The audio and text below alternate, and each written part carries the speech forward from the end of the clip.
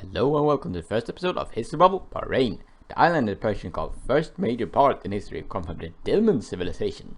Dilmun was a middle point for shipment between the Indus and Sumer in the 2nd millennia BC, which was centered in Bahrain. Dilmun was highly influential in its trading, bringing riches between the Indus and the Fertile Crescent and the rest of Arabia. They expanded from Bahrain to Qatar and the Arabian coast for the trading nation.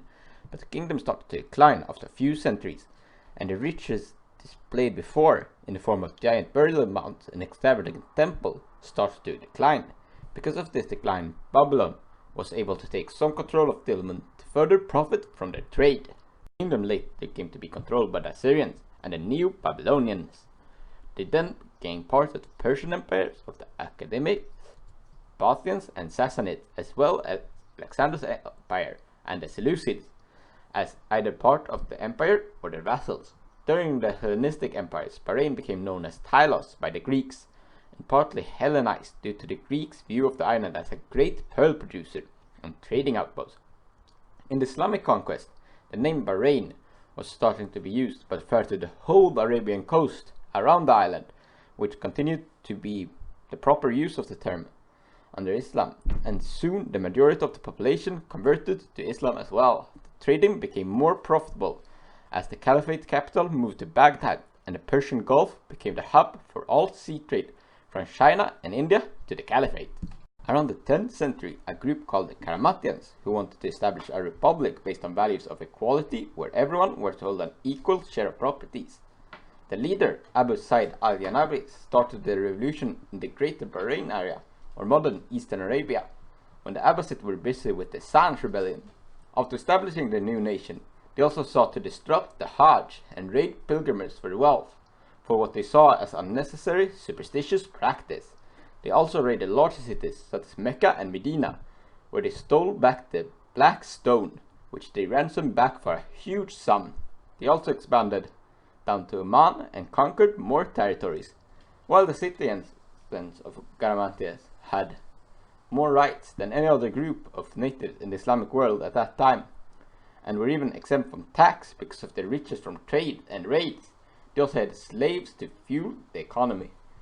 But the Abbasids in time responded to the threat and got most of their wealth to the Qaramatians, and they soon started to lose power, and Bahrain broke off and started to follow a more orthodox version of Islam.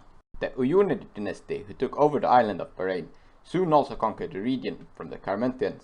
They soon also expanded to the full eastern coast outside of Oman. They were later conquered by the Usufrids and Hormuz. The trading and pearl industry had continued and gave the region substantial wealth. By the 16th century, the Portuguese had set their sight on the lucrative Asian trade, and also the Gulf trade, and especially the islands of Hormuz and Bahrain.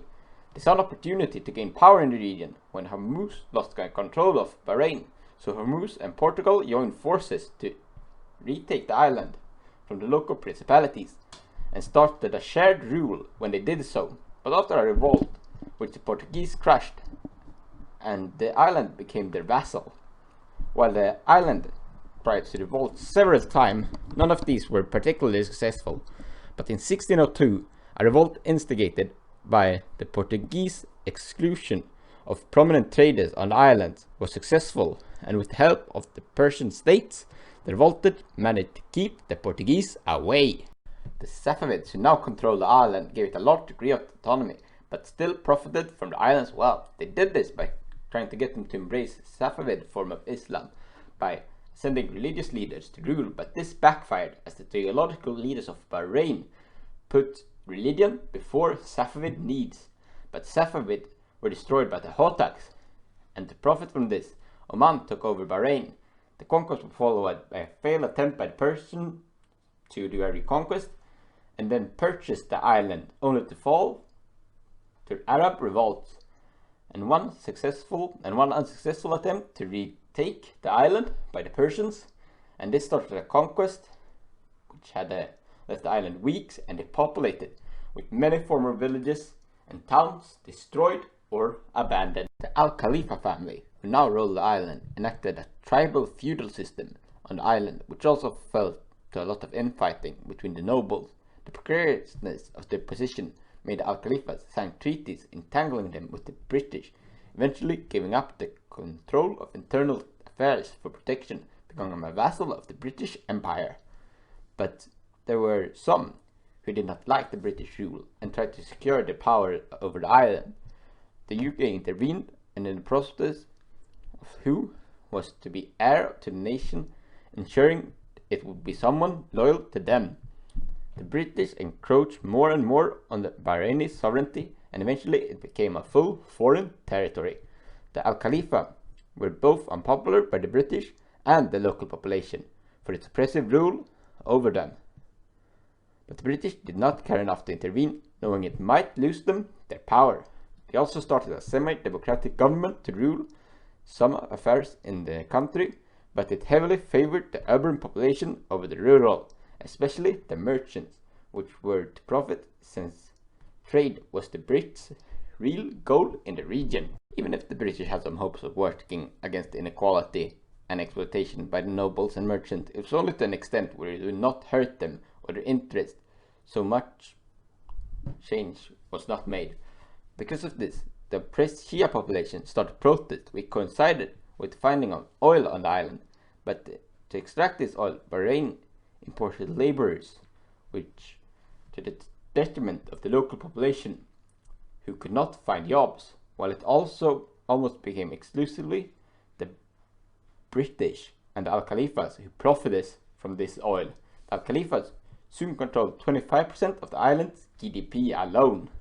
The island's regular population now cried out in unison for redistribution programs and democracy, which the nobles and British alike fervently opposed.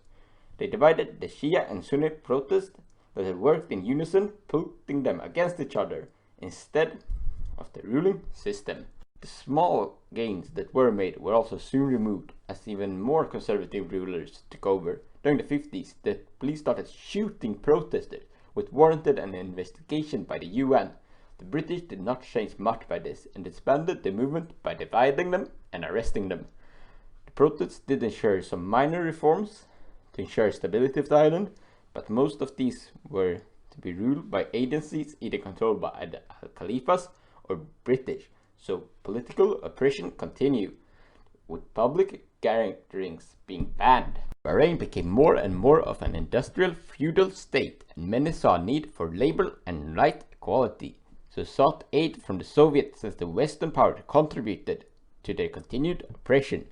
When the British finally left the island in 1971, leaving their rule to Al-Khalifas, they created a constitution and a parliament to appease protesters and those opposed to the government.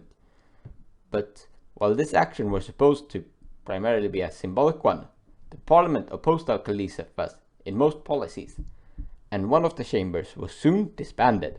This was done to get through a law giving more power to the police, which was opposed by parliament. Saudi Arabia also tried to prevent democracy from forming in the nation by bribing officials, and Iran soon did the same.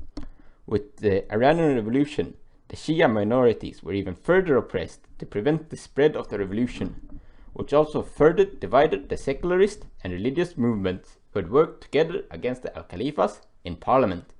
The secularists and leftists had also been undermined and infiltrated by security forces.